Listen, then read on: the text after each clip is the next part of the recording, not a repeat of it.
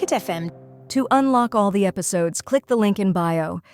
The night before the incident, while Quinn was sound asleep waiting for the other two to return, Peter had been called out by the group of first years. They had added him as a friend on his communicator watch and was able to send a message whenever they wanted to call him. That night, they had asked to meet outside of the dorm room building. 5 of the first years were standing outside, including Earl. "So I see it looks like your friends seem to still trust you, and you managed to get on their team then?" Earl said as he lifted his hand to look at his watch. "Oh, didn't I say to meet here at 8:30? It looks like you're a couple of minutes late." 2 of the first-year students then rushed over and grabbed Peter. One of them held his hand behind his back, while the other held out his right hand. "2 minutes late means 2 fingers, I'm afraid." Earl then held one of Peter's fingers. "Wait, I'm sorry, I needed to be careful. I had to make sure Vorden wasn't following me as you asked," Peter cried. Fine, I'll be generous," Earl said as he pushed down and snapped Peter's finger. Before Peter could even cry out in anger, he bit his tongue for fear that they might do something much worse if someone had heard him. The others watching flinched at the sight. Although they were helping Earl, even they feared him a little. It wasn't normal for someone to be able to hurt or break someone's bones so easily like that, but Earl was able to repeatedly do it easily as if it was nothing. "We will only do 1 finger then, but you know what will happen if you're late again," Earl said as one of the first years came over and started to heal Peter's finger. As the student healed Peter's finger, he could feel Peter's body shaking. "I called you out here because the general wants to have a meeting with you," Earl explained. The group of first-year students, including Peter, then started to escort him around the school. That's when Peter noticed that they had left the first-year campus building and had gone into the second-year buildings. Earl knocked on the door before entering and only entered once he heard a voice. "Come in," the man said. As they entered the room, there was a table and 2 chairs opposite each other. Sitting in one of the seats was the General Duke, who was in charge of the second year. "You guys wait outside. I would like to talk with Peter on his own," Duke said. "Relax, take a seat, no need to be afraid." Peter did as Duke asked and sat in the seat, but couldn't help but wonder why the general had asked to meet him. The general was one of the highest-ranking members in the whole city. There was only one person higher than him, and that was the head general. "It seems those people have gone too far with you." Duke then placed his large hands on the table and looked Peter dead in the eye. "Peter, would you like to have the power to fight back?" Suddenly, Peter's dead eyes went slightly into life again as he heard those words. "I looked at your file. You had no ability before coming here, and when you entered school, we gave you the Earth ability.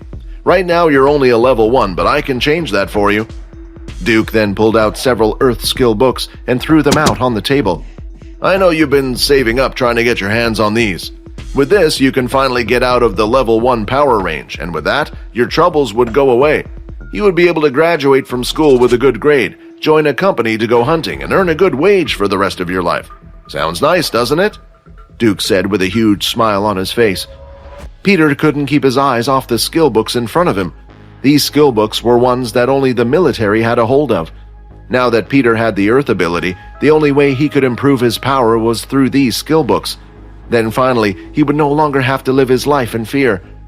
"Of course, these things don't come for free. The world doesn't work like that. Those men out there work for me. They do what I say, and in return, I offer them protection within the school and outside of the school. Not only that, but they get rewarded for doing well," he said as he held up one of the skill books. "You're going on your first portal outing sometime soon, aren't you? Let me tell you, accidents happen all the time, and every year a student dies on another planet. Now, information has it that maybe this year, someone from that team of yours will go missing. You're a smart boy, so I think you can understand what I'm saying. Now, maybe that person will be you, maybe not. So, what's your answer going to be?" His hands were now shaking as the realization had hit him. "What the hell have you done?" Vorden shouted. "I'm sorry," Peter said. "You don't understand. I had to do it." "What? Let me guess. Because you were being bullied? Because you were being threatened?" Vorden shouted as he continued to walk towards Peter, and at the same time, Peter would walk back. "Do you not think Quinn has been going through the same thing as you? He's a level 1 just like you. And do you think they didn't try threatening me? But what have you done? You have basically sent Quinn to death. Did Vorden and Quinn truly know what it was like to live his life? All Peter wanted was a normal school life, to go through it without any troubles. And someone was offering that to him. Maybe he took the easy way out, but he didn't feel that way. He had already gone through his own suffering before entering the academy, and even worse now that he was in the academy. Why did he have to be the one targeted by Earl and the others? But there was one thing that Vorden said that did strike a chord with Peter. Did he ever try fighting back? He always thought it was useless. The outcome had already been decided, so why get hurt even more?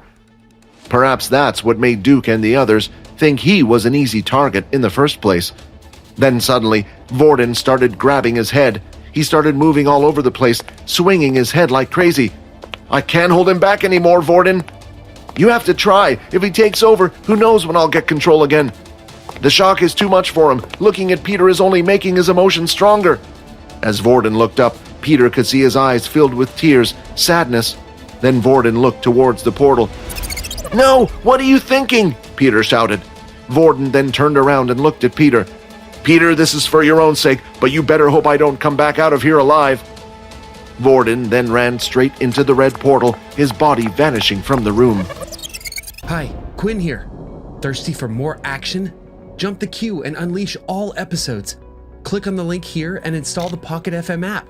Sink your teeth into the next episode of our fantastic journey, only on the Pocket FM universe.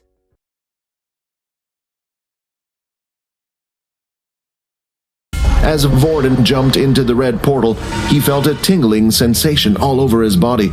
A few moments later, Vorden had arrived. He opened his eyes, and the first thing he noticed was the place was incredibly dark.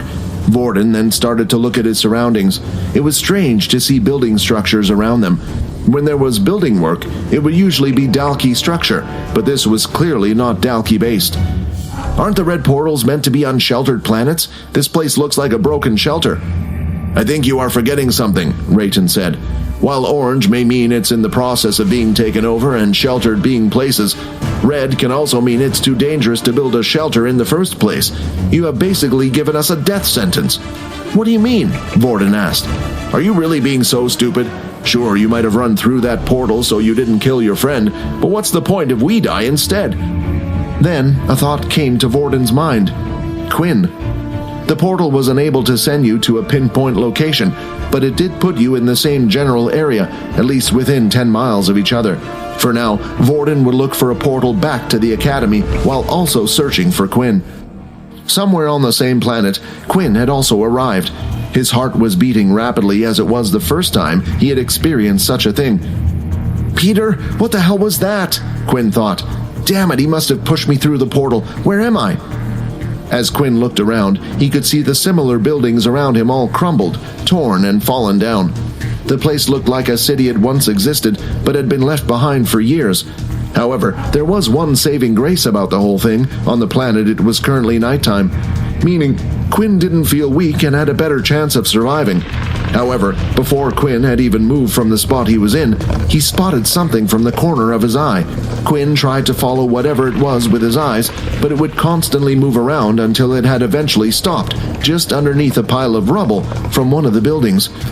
Quinn started to back away, making sure to keep an eye on where he last saw the figure.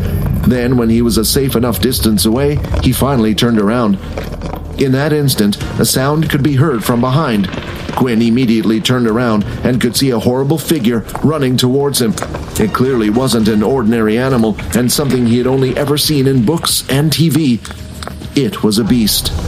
Suddenly, Quinn could hear the sounds of something scurrying towards him at an amazing speed. As he turned, the beast was now in full sight.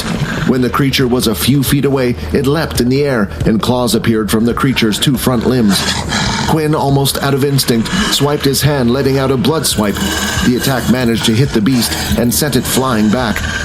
Name, Rataclaw. Basic tier beast. HP, ? Unlike with humans, when Quinn used the status screen, it would show their HP and blood type, but in this case, he had only received a name and the level of the beast. Seeing the tier of the beast, though, Quinn started to feel a little less frightened. The Rataclaw had recovered and charged straight for Quinn once again. Seeing how the blood swipe was effective, he waited for the beast to get close once again. Blood swipe! But Quinn had underestimated the speed and the responsiveness of the Rataclaw. Defense 1. Durability of weapon has decreased by 50%. Strength has fallen to 3. "You little crap, get off me!" Quinn shouted as he started swinging his arm. With the beast stuck to his arm, it was too dangerous for him to use Blood Swipe and too close for him to perform a hammer strike. All that was left was to do it the old-fashioned way. Quinn then started to repeatedly pound the beast on its head with his other hand. With each blow, black blood would gush out of the beast.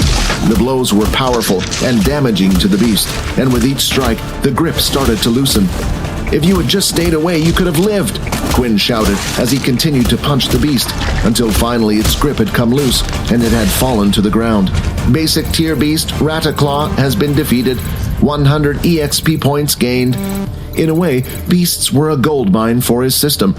"Congratulations, you are now level 5. Race, Halfling. HP, 30 of 30. 40 of 1600 EXP. Strength, 13, 2. Agility, 15. Stamina, 12. Strength, 14, 2. But the system still had one more surprise for him. New skill unlocked. Blood Spray. Cost, -5 HP. The skill reminded Quinn of a shotgun he used to watch from the old movies, where the small pellets would spread out hitting multiple targets. The problem was the cost of the skill. 5 HP was a huge amount, and even with his blood bank, Quinn would have to be careful when using it. Quinn then walked up to the dead beast on the ground. He had punched the creature so hard in the skull, it was indented, and blood was leaking everywhere. Inspect. Rataclaw blood. If blood is consumed, is poisonous to the body. -1 HP for every millimeter of blood consumed. I wonder why my body only accepts human blood. The system had been oddly specific when his body started to require blood. This made Quinn think that even the blood of animals wouldn't work, even though some were red in color just like humans. Suddenly, though, the sound of something running was heard again. As Quinn looked up, the sight of 10 Rataclaws running in his direction. After struggling to face just against one, he knew he had no chance against 10. All he could do was run. He ran down the empty street, not knowing where he was heading. But the Rataclaws were fast and would soon catch up. That's when Quinn spotted a building, one that was far less damaged than the others. He went inside, but the space was still too large. He then spotted a stairway to his right nearby. After quickly running up the stairway and reaching the first platform, he stopped and turned. He knew he had no choice but to fight back. With his palm open facing downward, he was ready. "Time to test you out." Thirsty for more action? Jump the queue and unleash all episodes. Click on the link here and install the Pocket FM app.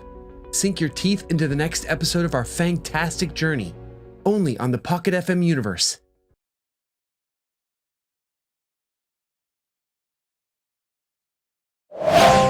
Pocket FM. To unlock all the episodes, click the link in bio.